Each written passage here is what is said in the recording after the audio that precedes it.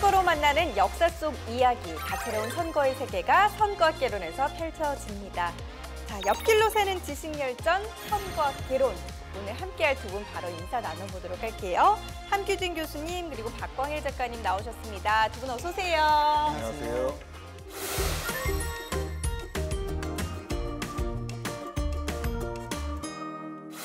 오늘의 주제, 지방 분권을 만드는 사람들입니다. 오늘 어떤 등장인물이 나오게 될지도 한편으로는 기대가 되는데 또 다른 면으로는 다소 생소한 분야라서 난이도로 치자면 한 상 정도 되지 않을까 좀 이런 우려가 되는 것도 사실입니다. 지방 분권 말 그대로 이 풀이를 해보자면 좀 권력이나 권리를 분산시키는 것 아닐까 이런 생각이 드는데요. 이걸 어떤 나라에서 또 어떤 사람들이 이렇게 해놨는지 좀 궁금해지거든요. 어떻습니까? 권력이란 건 그렇죠. 좀 가지고 있으면 더 가지고 싶고 또 놓치고 싶지 않아 하는 게 좀 특성이죠. 그러다 네. 보니까 그 권력을 나눈다는 문제가 쉽게 진행되기가 힘들었죠. 우여곡절이 많았습니다. 네.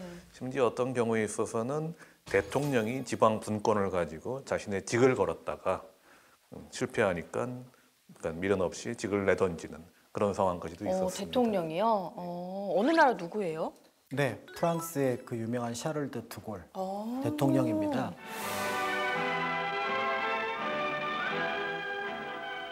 불란서 제어공화정부의 초대 대통령에 취임하고자 드골 장군이 르네 코티 전 대통령의 안내를 받아 이곳 엘리제 궁전에 임석했습니다.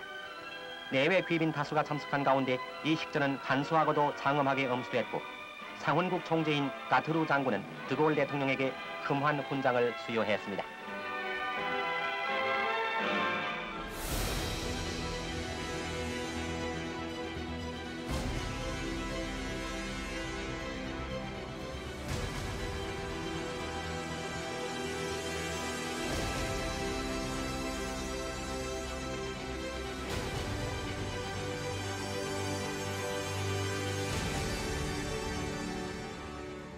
국민투표를 걸었어요. 상원개혁, 그다음에 이제 지방분권화를 걸어서 국민투표가 부결이 되면서 결국 이제 대통령직에서 물러나게 됐는데 리옹에서 이상 프랑스가 중앙집권화로 간다면은 발전을 할 수가 없다라는 선언을 하기도 했고요. 사실은 그 즈음에 이제 국토 균형 발전에 대한 어떤 관청도 만들기도 했습니다. 그런 면에서 볼 때 당시 이제 프랑스로 볼 때는 지방 분권이 필요하다라고 생각을 했는데 이러한 어떤 정치적인 결단이 국민투표에서 부결이 되면서 대통령직을 내려놓게 되었고요. 그로부터 얼마 지나지 않아서 이제 또 생을 마감했던 그런 어떤 역사 사실도 볼 수가 있습니다. 이 드골은 사실 이 국민투표를 너무 사랑하는 사람 같아요. 네. 내각제적 요소가 상당히 강한 국회 쪽에 많은 권력이 있었던 프랑스였는데 거기서 대통령의 권력을 상당히 강화한 제5하구 헌법을 국민투표로 내놓고 거기서 승리했기 때문에 다시 또 대통령이 됐거든요. 그래서 이거 괜찮다 싶었는지 네. 웬만하면 이제 계속 국민투표를 던지고 내가 직을 걸겠다는 식의 얘기를 계속 반복을 합니다.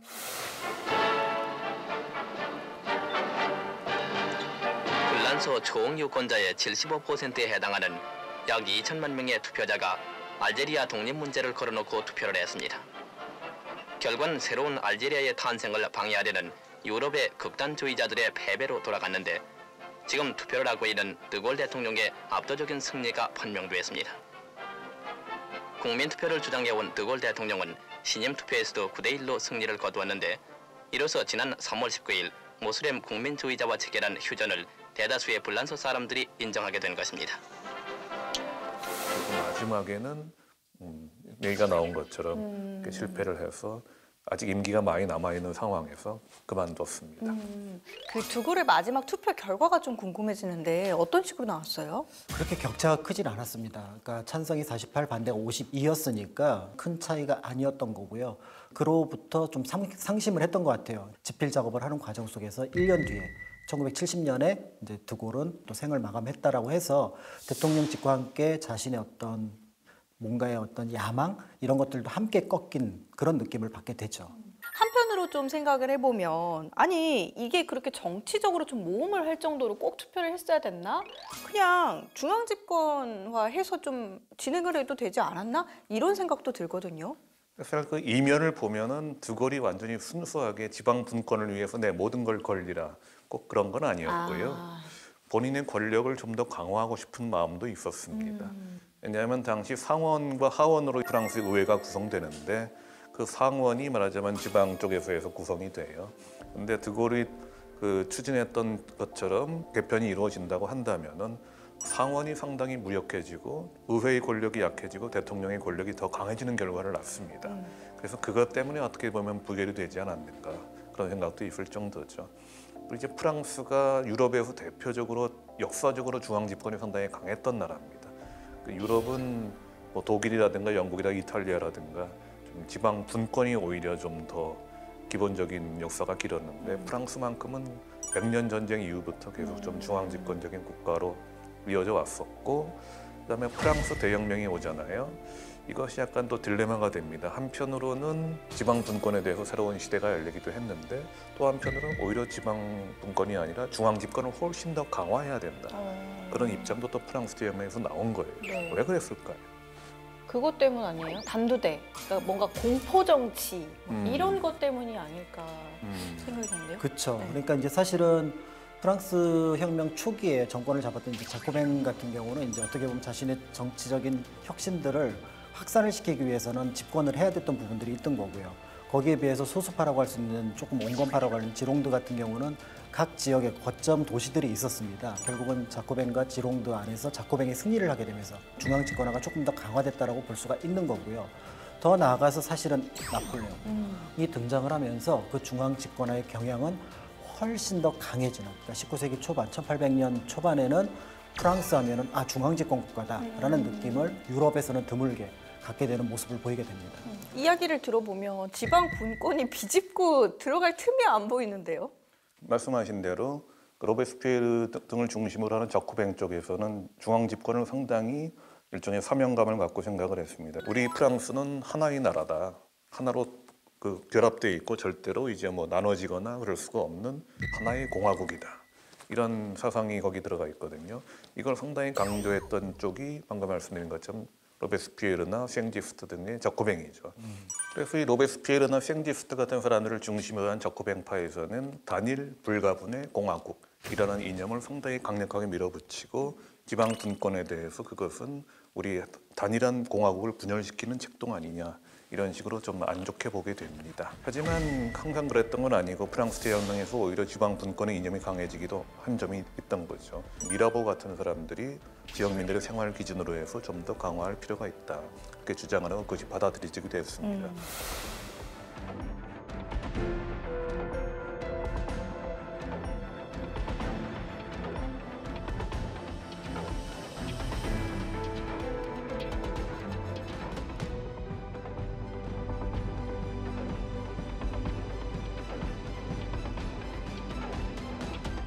그것은 1789년 8월 26일에 나왔던 프랑스 인권 선언하고도 직접 관련이 있게 되는 거죠. 왜 관련이 있을까요? 뭐 지방 사람들도 뭐 평등하게 좀 누려야 된다, 뭐 이런 의미인가요? 네, 그런 식이죠. 그런데 조금 더 구체적으로 보자면은 그 인권 선언이라고 했을 때 기본적으로 모든 사람이 정치적으로 평등한 권리를 갖고 그것을 제대로 발휘해야 된다. 그런 내용이 아니겠습니까? 그러면 투표도 해야 될 거 아닙니까? 그런데 지금처럼 전자투표도 있는 것도 아니고 그러다 보니까 지방에서 멀리 떨어져 있는 사람들이 그 중앙을 중심으로 해가지고 정치에 참여하려면 한계가 있다. 그러니까 지방 단위로 이렇게 정치에 참여할 수 있는 길을 다 열어놔가지고 중앙에 있는 사람이든 지방에 있는 사람이든 차이가 없이 평등하게 자신의 권리를 행사할 수 있어야 된다. 그런 개념으로 나온 것이죠. 프랑스의 전통적인 고울이라고 할 수 있는, 향이라고 할 수 있는 우리식으로 말하자면 꼼면만이 있었는데 네. 이 꼼면의 상위 개념으로서 우리의 도나 일종의 미국의 주와 비슷한 그 데파르트망이 생기게 됩니다. 그럼 이런 식으로 좀 구분을 했으니까 결국에는 이제 권력을 좀 지방 쪽으로 나눠도 되는 거 아닌가요? 여러 가지 이유에서 프랑스에서는 그렇게 데파르트망을 나눠 놓고도 그 데파르트망을 움직이는 지사를 중앙에서 다 파견했습니다. 자체적으로 선거를 하지 않고 말이죠. 유럽 나라 중에서도 상당히 독특하게 오랫동안 중앙의 지방 지배를 오래 유지했던 나라인 거죠. 그러니까 이런 고민들이 다른 나라에도 있었던 것 같아요. 네. 그러니까 우리나라 같은 경우도 이제 1949년에 지방자치법이 이제 발효가 되면서 실제로 지방자치에 대한 여러 가지 이제 그 선거제도가 이루어지게 되는데 1960년은 전면적으로 우리가 알고 있는 예를 들어서 의회라든지 그 다음에 단체장에 대한 선거도 같이 이루어집니다. 근데 그 전에는 보면 의회 쪽은 이제 선거를 하게 되는데 예를 들어서 행정단체장은 중앙정부에서 임명하는 방식을 고민을 하게 돼요. 그런 어떤 고민 방식들이 지금 프랑스에서 나타났던 좀 중간 단계의 어떤 지방분권, 지방자치의 모습이 나타난다라고 볼 수가 있는 거고요. 다만 이제 우리나라 같은 경우는 이런 민주주의와 인권 이런 것들이 이제 지방자치나 분권하고 영향을 끼쳐서 나타나는 것들은 비슷해 보입니다. 결국에는 이제 뭐 지방 분권 그리고 뭐 이제 지방자치의 핵심이 선거다 이렇게 좀 결론을 내려볼 수 있는 것 맞습니다. 네. 같은데요. 근데 이제 그 프랑스의 경우 드골이 갑자기 이렇게 좀 지방 분권을 해야 한다라고 주장한 특별한 이유가 있었을까요? 그러니까 그게 조금 아이러니하죠. 왜냐하면은 프랑스라는 나라는 계속해서 중앙 집권화를 네. 향해서 달려왔던 네. 나라거든요. 프랑스 혁명 100년 동안도 사실은 계속해서 중앙의 힘이 강해졌고 지방의 힘은 약해진 상황이었던 거죠. 그런데 역설적으로 이제 드골쯤 오게 되면 1950년대, 60년대 오게 되면은 프랑스라는 나라가 가만히 보니까 파리만 보이는 거예요. 다른 지역이 보이지 않는 거예요. 그러니까 그 전에 이제 18세기 중후반에 미슐레라는 역사학자가 그런 얘기를 했거든요. 그때 이미 이제 파리가 압도적으로 발전을 하다 보니까 파리하고 어느 도시를 연결하는 데는 보면은 조그만 시골밖에 없다. 그런 얘기를 했었거든요. 이런 면에서 볼 때 뭔가 지방의 분권, 어떤 권력의 이양 이런 것들이 필요하다라는 거를 그때 느끼지 않았을까 이런 생각들을 하게 되는 거죠. 하지만 뭐 드골이 실각했으니 지방 분권으로 가는 길은 멀어지지 않았나 싶은데요. 그런 줄 알았는데 네. 그 시대적인 흐름은 먹지 못했던 것 같아요, 결국은. 그래서 새로운 지도자가 나타나서 지방 분권 드라이브를 걸게 되는데 이게 참 재밌는 경우입니다. 어떻게 돼요? 그 사람이 바로 프랑스와 미테랑인데 네.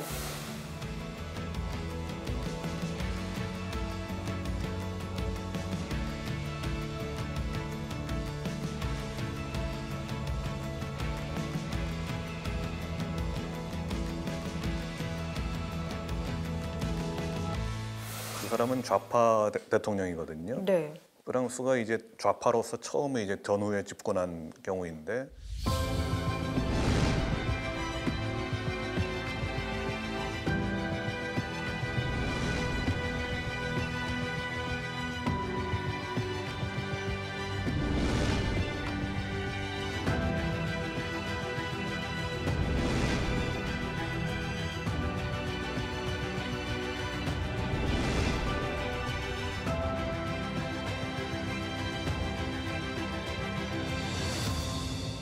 그 사람은 좌파다 보니 또 드골은 상당히 우파였고 그래서 원래 드골하고는 거의 앙숙으로 계속 이렇게 싸웠던 정치적으로 싸웠던 사람입니다.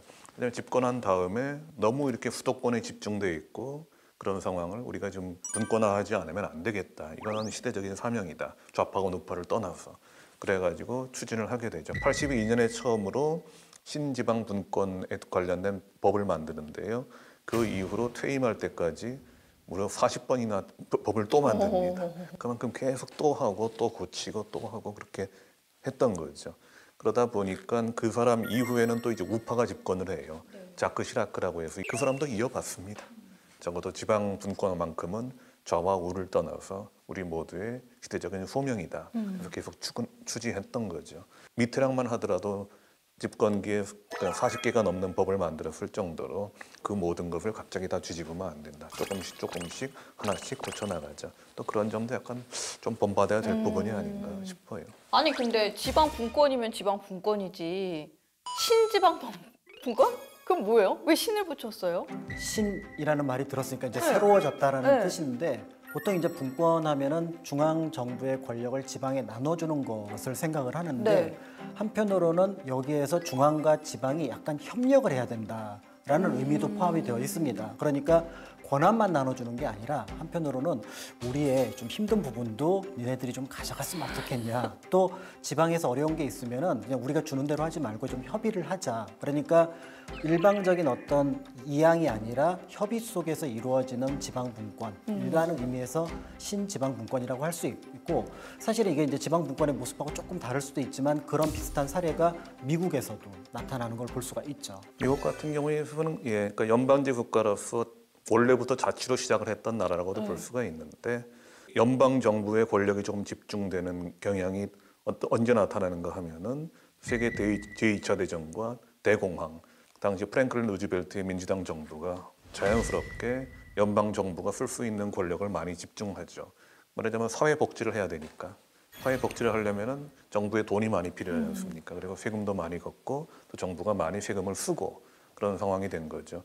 그런데 이제 말씀하신 거는 신연방주의라고 해서 80년대에 그 로널드 레이건 대통령, 이 사람은 기본적으로 신자유주의를 주장했던 사람이거든요. 그러니까 정부의 역할은 최소화하고 웬만한 건 다 시장과 기업에 맡겨야 된다. 그런 입장이다 보니까 복지제도도 상당히 마음에 안 들어요. 그래서 사회복지를 어마어마하게 깎아버립니다. 그렇다고 해서 다 깎아버릴 수는 없으니 지방에서도 좀 짐을 짊어져라. 지방정부가 그러니까 연방정부에서 다 하고 있었던 사회복지의 문제를 좀 분담을 해라.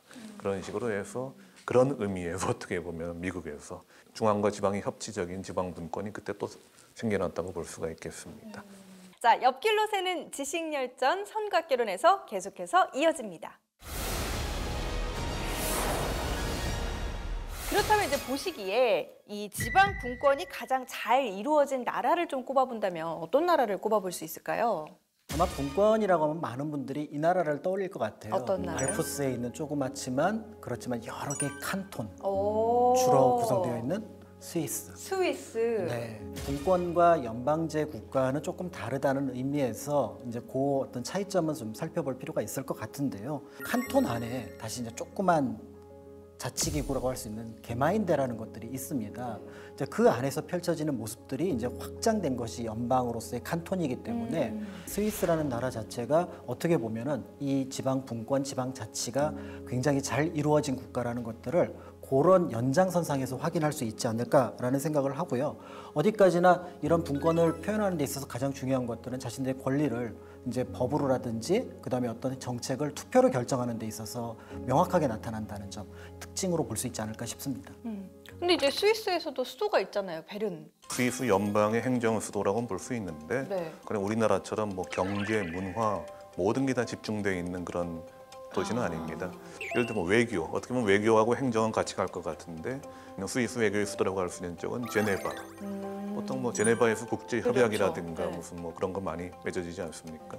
그런 쪽이고, 그럼 경제는 쥐리히 쪽이 또 이제 그 중앙은행도 쥐리히에 가 있어요.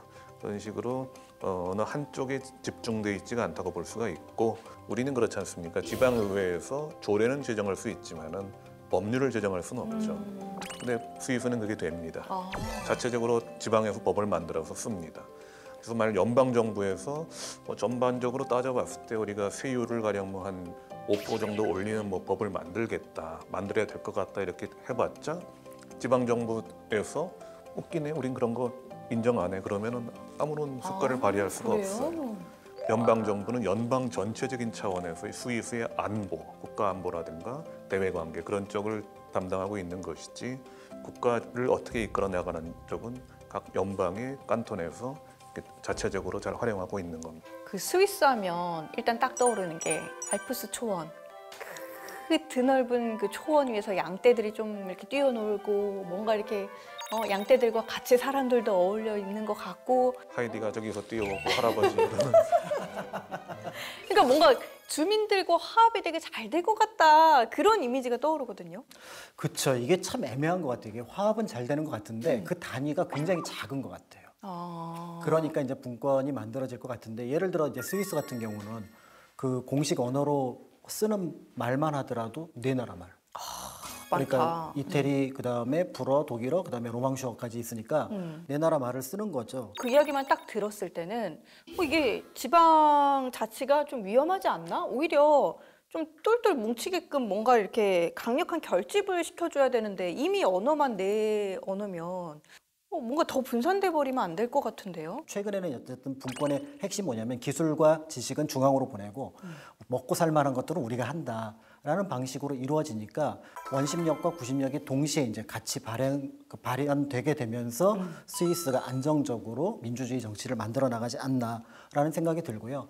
앞에 잠깐 말씀드렸던 것처럼 칸톤이라고 하는 이제 26개 어떤 자치주가 있지만 그 안에서 그 2,000개가 넘는 개마인대라고 하는 그런 조직들이 있어서 사실은 몇십 명, 몇백 명까지 우리의 뜻을 명확하게 밝힌다는 것, 이런 그것들이 또 하나 굉장히 강한 힘으로 등장을 하게 되는 거죠. 이 개마인대에서는 어떤 것들을 협의해 나가는 거예요?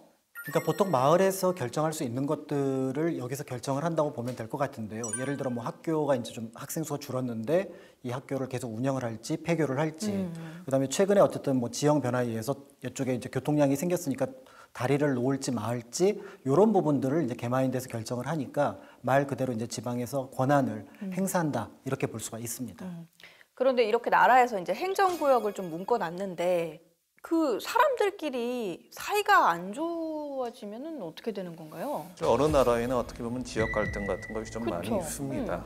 그리고 이제 유럽 같은 경우 아까도 말씀드렸지만 프랑스가 예외적이지 대부분 지방 분권이 더 강력했던 역사가 있거든요.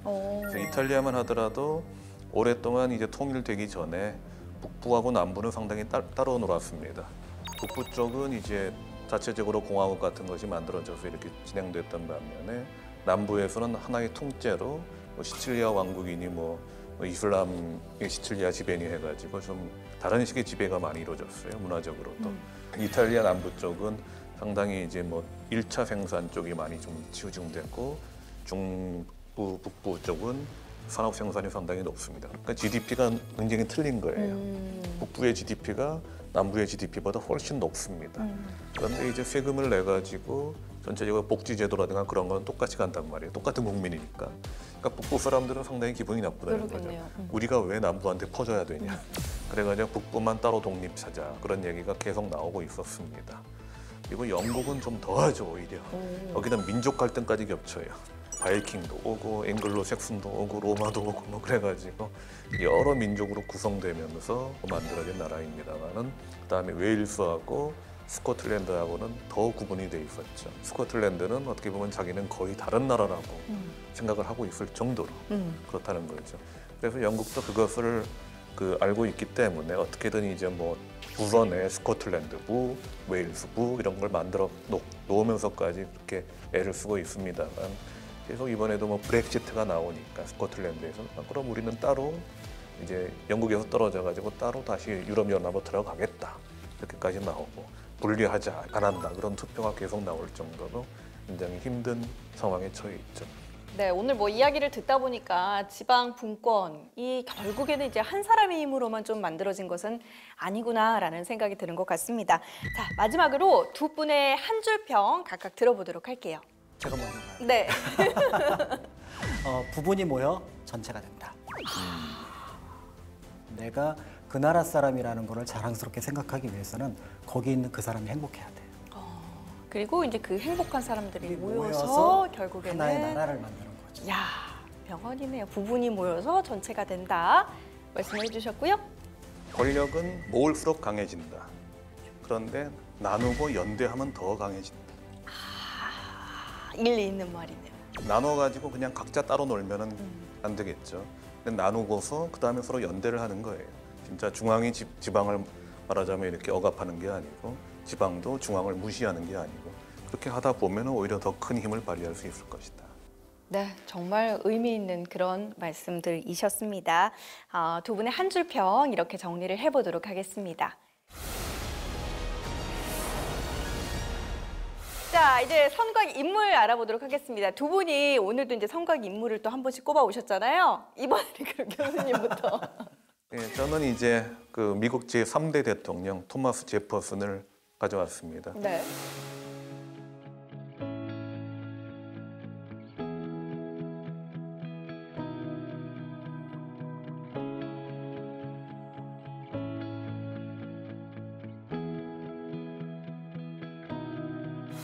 토마스 제퍼슨과 그다음에 애덤스 애덤스는 이제 제2대 대통령을 했는데 이 두 사람이 굉장히 서로 맞수였고 이 막 만들어진 미국을 어떤 나라로 끌고 갈 것인가에 대해서 굉장히 이제 서로 입장이 달랐어요. 애덤스는 이제 우리가 신생 국가이다 보니까 좀 중앙 권력이 강해야 된다. 강해야만 이제 이 나라가 금방 무너지지 않고 잘 이끌어 나갈 수 있을 것이다. 그러고 제퍼슨은 아니다. 그렇다면은 우리가 이런 나라를 만들 이유가 없다. 우리가 독재에서 해방되려고 영국의 독재에서 해방되려고 이렇게 자유와 평등을 부르짖으면서 새로운 나라를 만들었는데 다시 또 권력을 강화한다는 건 있을 수 없다. 최대한 지방 분권을 해야 된다. 이런 쪽이었거든요. 그래서 좀 우스운 거는 처음에 이제 애덤스가 제2대 대통령이 됐는데 그때 이제 미국 그 제도에서는 차점자가 이제 부통령을 하게 돼 있었어요. 근데 당시 애덤스하고 제퍼슨이 나와서 제퍼슨이 2등했거든요. 네. 제퍼슨이 부통령이 돼요. 그래서 어떻게 보면 부통령을 해서 대통령을 보좌하고 정부를 같이 이끌어야 되는데 애덤스가 나와서 이렇게 연설을 하면 제퍼슨이 뒤에서 저 말은 틀린 말입니다. 이런 식으로 완전히 이제 내부 총질도 분수가 있지 이러는 거예요. 근데 이런 게 문제가 아니라 그 다음에 결국은 제3대 대통령으로 제퍼슨이 됩니다. 그래서 자신의 뜻대로 사상대로 이제 지방 분권을 실행하려고 했는데 아무래도 중앙 집권적인 결정을 하지 않으면 안 되는 상황이 자꾸 터져요. 그 중에 하나가 나폴레옹이 자기네 이제 식민지로 삼고 있었던 미국의 루이지애나를 팔겠다. 돈 내고 사가라 이렇게 얘기한 거죠. 이 루이지애나가 아니라 거의 미국의 중부를 전체 차지하는 거라서 만약 그걸 사면 미국 영토가 갑자기 2배로 늘어납니다. 엄청난 거죠. 그러니까 이거 좋은 기회 아니냐. 사자 그러는데 제퍼슨이 망설여요. 왜 망설이냐 그러니까 나는 계속 주장해 왔지 않냐. 중앙정부가 큰 권한을 가지면 안 된다. 그런데 내가 이걸 대통령으로서 그렇게 결정을 하면 안 되는 것 같아. 나한테 그런 권리가 없는 것 같은데 이렇게 고민을 하고 있어. 그래가지고 다른 사람들이 제발 좀 한 번만 좀 당신의 뜻을 굽혀 주시오. 이 나라가 발전할 수 있냐 없냐 그런 기도에 걸렸어 해가지고 겨우 그걸 승인해 줍니다. 근데 그러니까 애덤스는 기가 돼가지고는 오히려 권력을 더 강화하고 앉았네. 저는 뭐야 해가지고는 또 비판을 하죠. 비판을 하면서 애덤스는 어떻게 하는가 하면은 사법적인 독립권을 상당히 강화시키는 쪽으로 갑니다. 본인이 운동을 해가지고. 그래서 미국의 이제 입법, 사법, 행정의 3권 분립이 그 제퍼슨과 애덤스의 싸움 때문에 확립되었다고 말을 할 정도죠. 어쨌든 이 제퍼슨은 본인이 모든 권력을 다 쥐고 흔들 수 있는 입장까지 갔지만 오히려 자신의 철학에 따라가지고 자신의 이상에 따라가지고 권력은 분산되어야 된다. 집중되면 안 된다. 이걸 계속 끝까지 몰고 나가면서 때로는 그 원칙을 허물기도 했지만 반영되도록 애를 썼던 사람이기 때문에 그래서 미국이 기본적으로는 지방 분권이 강한 나라로 그 제퍼슨의 입김이 남아가지고 지금도 유지되고 있기 때문에 가져와 봤습니다. 네. 제퍼슨하고 비슷한 인물일 수도 있을 것 같은데요. 네. 미공화국의 총리였던 장면 총리 선거 인물로 이제 선택을 했는데요. 네.